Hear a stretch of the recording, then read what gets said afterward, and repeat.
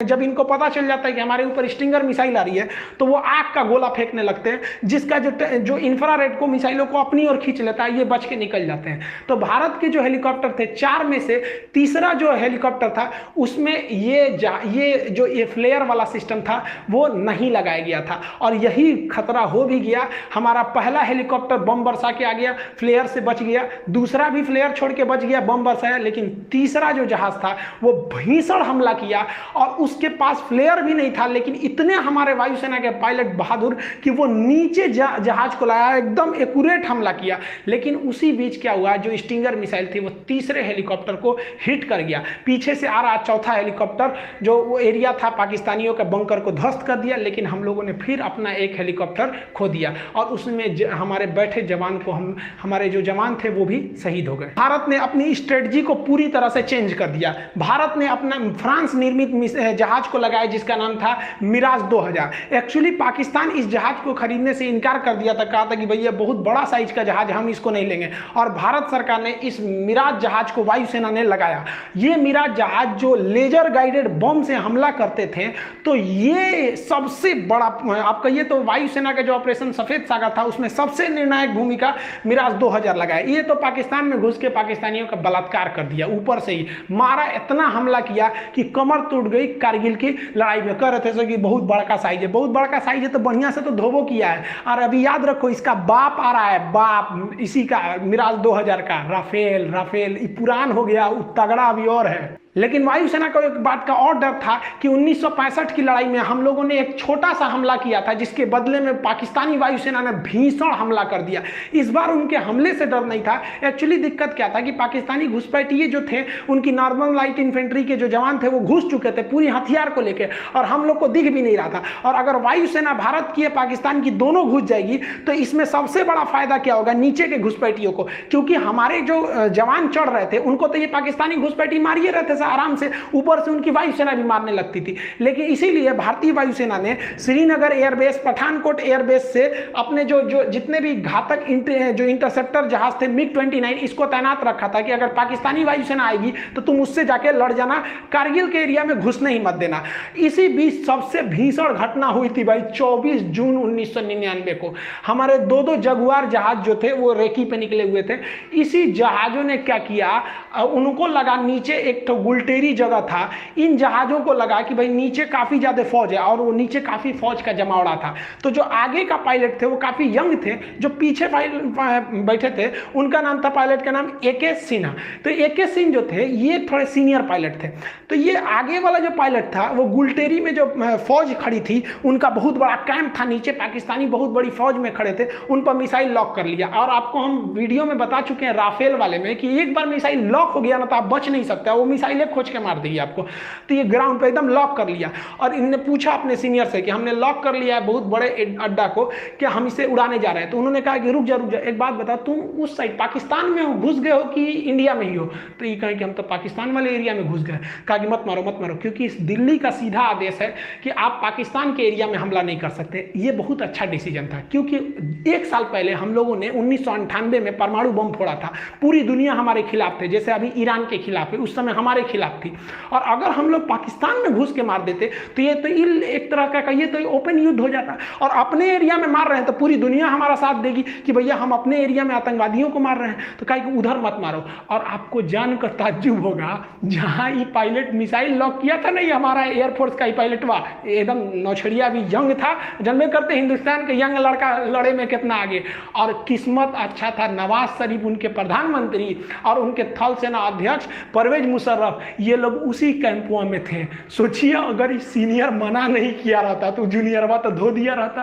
अब आप याद समझिए थोड़ा, एक छोटा सा देश था ऑस्ट्रिया जिसके राजकुमार की हत्या कर दी गई, उस हत्या के वजह से प्रथम विश्व युद्ध चालू हो गया। वही हाल था जहां एक परमाणु संपन्न वाला दूसरे देश के परमाणु संपन्न के सेना अध्यक्ष को मार देने से कुछ खास बवाल नहीं होता है, क्योंकि सेना लड़ने के लिए, लेकिन राजनीतिक व्यक्ति की हत्या करने पर बवाल हो जाता है। तो भयंकर भयंकर बवाल हुआ रहता, क्या युद्ध का मोड़ लेता समझ में नहीं आता। तो ये बहुत अच्छा हुआ। एक तरह से हम तो करते थे कि मारिए दिया रहता तो हो जाता, क्या हो जाता भाई, ज़्यादा से ज़्यादा और युद्ध लड़ते, नहीं लड़े हैं 71 में, 65 में, 84 में, एक और लड़ते से क्या कर लेता पाकिस्तान। यहाँ पे ऊँट के मूतने से रेगिस्तान में बाढ़ थोड़े आता है, क्या कर लेंगे, इनके औकाते कितना है। ये सब तो चल ही रहा था, नेवी ने और अत्याचार कर दिया। नेवी ने अपना ऑपरेशन तलवार चालू कर दिया। ऑपरेशन तलवार के तहत भारतीय नेवी ने पाकिस्तान की ओर एंट्री मार दी और यहाँ पर जो हमारे वेस्टर्न नेवल कमांड था और साउदर्न नेवल कमांड था, ये भी घुस गया अरब सागर में। और अरब सागर में घुसकर पाकिस्तान का पूरी तरह से नेवल ब्लॉकेज लगा दिया। भारतीय वायुसेना के पूरे युद्धक जहाज घुस गए सब वहां पर और नेवल ब्लॉकेज लगा दिया। भारतीय नौसेना ने ऐसे मिसाइल मारा, जो पाकिस्तानी जहाज थे उनके बगल में मिसाइल जानबूझ के मारता था, जो उनके मर्चेंट वाले जहाज थे, जो उनका पेट्रोलियम लाने वाला था, सारा जहाज उधर ही रुक गया कि ना हम ना जाएंगे, नेवी उधर मार रही है। पूरी तरह से पाकिस्तान का इतना भयानक नेवल ब्लॉकेज था कि पाकिस्तान के पास केवल 6 दिन का पेट्रोलियम बचा था, नहीं तो उसके बाद उन लोग गाड़ी चलाते, लोग चलाओ ससुरा तुम्हारा पास, इतना भयानक काम किया था। तो नेवी के रोल को भी हमें भूलना नहीं चाहिए। पाकिस्तान जो है वो मदद मांगने के लिए चला गया अमेरिका में। 4 जुलाई को अमेरिका में इंडिपेंडेंस डे के रूप में मनाया जाता है, तो वहाँ क्लिंटन साहब के पास पहुँच गया। एक्चुअली जो पाकिस्तान है ना, पहले अमेरिका का रखेल था, अभी वो चाइना का रखेल बन गया। पहले वो अमेरिका से फसल था, तो अमेरिका से कहा कि सुनिए ना मदद करिए मेरा। अमेरिका के पास गया मदद करने के लिए, तो अमेरिका ने पूछ दिया नवाज शरीफ से, ये बताइए वो नॉर्दर्न इन्फेंट्री आपकी फौज घुसी है कि नहीं घुसी है। तो कहा कि हमरे फौज घुसी है, और ये चट्टा घुसा दिया बिना हमरे बताइए। देखिए एक्चुअली होता क्या है कि पाकिस्तान में जो सेना होती है ना, प्रधानमंत्री की भी वैल्यू नहीं देती है। कारगिल के लिए 10% जिम्मेदार जो थे वो नवाज शरीफ थे, 90% ई चट्टा जिम्मेदार था, अपने को बहुत बड़ा समझता था, सिकंदर द्वितीय चट्टा, कहीं के फांसी लगतो अबे तोरा कुछ दिन में अस्थिर रहो यहाँ पे। तो ये इनको तो पता था, ये तो बेचारा खुद अपने जनरल से डरते थे, जबकि ये इतना बड़का नमक हराम है कि इसको जनरल का पद नवाज शरीफ ने दिया था, जबकि ये सबसे जूनियर था जनरल की लिस्ट में, फिर भी इसको दिया। ये क्या किया, नवाज शरीफ को हटा के अगले साल खुद क्या बन गया, राष्ट्रपति बन गया। हम ही बढ़िया से हुआ। ये तो तू लोग यार अपने देश का नहीं है तो हम लोग का कहाँ से हो जाएगा रे। तो ये बिल क्लिंटन ने कहा कि सुन नवाज शरीफ, देर चक्कर मत कर यहाँ पे, तो पहले परमाणु बम फोड़ा है तो हम तोरा दिमाग खराब है, तू क्या समझता है, तू गलत काम करेगा हम तोरा साथ देंगे, पूरी दुनिया हमको नहीं थूकेगी, तू अपनी फौज पीछे बुलाओ। तो ये लोग अकेले रूम में बात कर रहे थे, तो बाहर में पाकिस्तानी जो इनके साथ जो गए थे सब चमचा बेलचा, वो कहते कि हाँ नवाज शरीफ हैं, इनको तो अमेरिका वैल्यू देगा, रखेल को तो कोई वैल्यू देता है, मुंह लटका के नीचे आए हैं, अमेरिका वैल्यू नहीं दिया, चलो फौज वापस बुलाओ। तब तक पगला ये चाइना गया था मदद करने कि हमको मदद कीजिए यहाँ पर, तब तक भारतीय जो थे सब टेलीकॉम वाले इसका बतिया रिकॉर्ड कर लिया सब। और भारत के अटल बिहारी वाजपेयी और जसवंत सिंह इन्होंने प्रेस कॉन्फ्रेंस में वो टेप सुना दिया कि ससुरा चाइना में कह रहा है कि हमारी फौज घुसी हुई है, और यहाँ एक्सेप्ट कर लिया।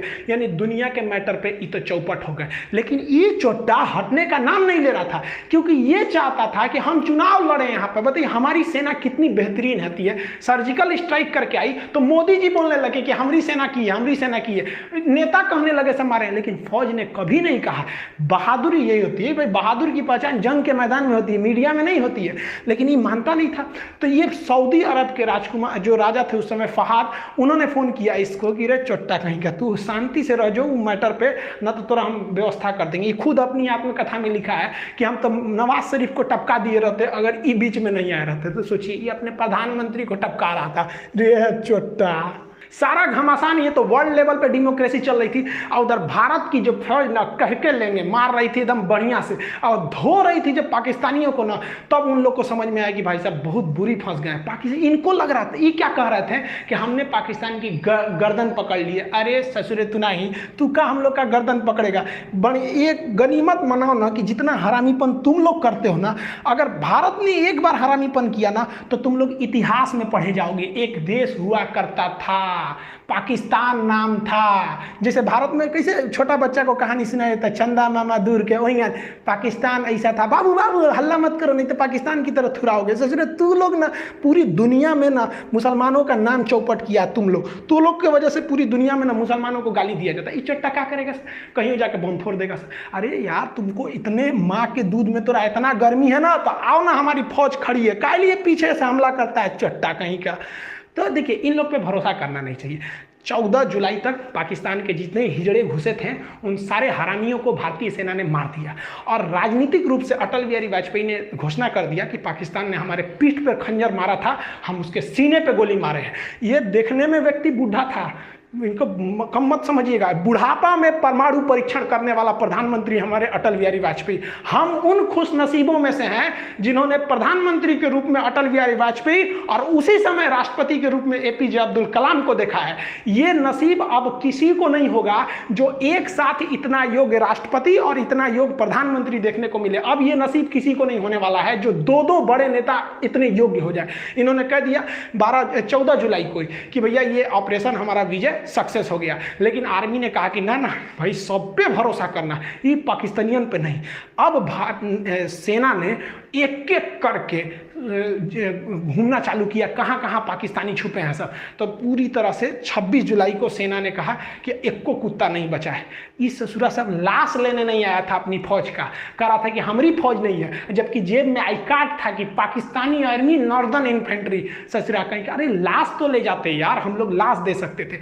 भारतीय सेना की बहादुरी देखिए। पाकिस्तानियों ने जब 14 मई को हमारे पेट्रोलिंग पे गए कैप्टन सौरभ कालिया को पकड़ा था, चारों ओर से घेर लिया था, तो इन पर इतनी यातनाएं दिया था ना, इनके आंख निकाल लिए थे, इनके होंठ और जीभ काट लिए थे, कान काट लिए थे सब, नाखून निकाल लिए थे सब, इनके कपड़े उतार कर इनके गुप्तांगों को काट लिया गया था, इनके लाश के टुकड़े करके बोरा में भर के फेंक दिया गया था। इन हरामी पाकिस्तानियों ने इतना गलत काम किया जो युद्ध इतिहास में कभी ऐसा नहीं है, युद्ध के नियम में नहीं है ऐसा। जबकि भारतीय सेना जब अपना सर्च ऑपरेशन कर रही थी, जो कुछ पाकिस्तानी जो थे मर गए थे, कुछ घायल थे, जो अपने आखिरी सांसें ले रहे थे, उन्हें इज्जत से पानी पिलाया, उन्हें इज्जत से दफनाया। उन्हें पहले पाकिस्तान को कहा कि आप अपने फौज को ले जाइए, नहीं ले गया तो उन्हें इज्जत से दफनाया गया था। ये फर्क होता है एक जानवर और एक इंसान में। हम सबको ये फर्क बना के रखना होगा, तभी अलग पहचान है। हम जब भी हिंदुस्तानी अगर विदेश में जाते हैं तो इज्जत के नज़र से देखे जाते हैं,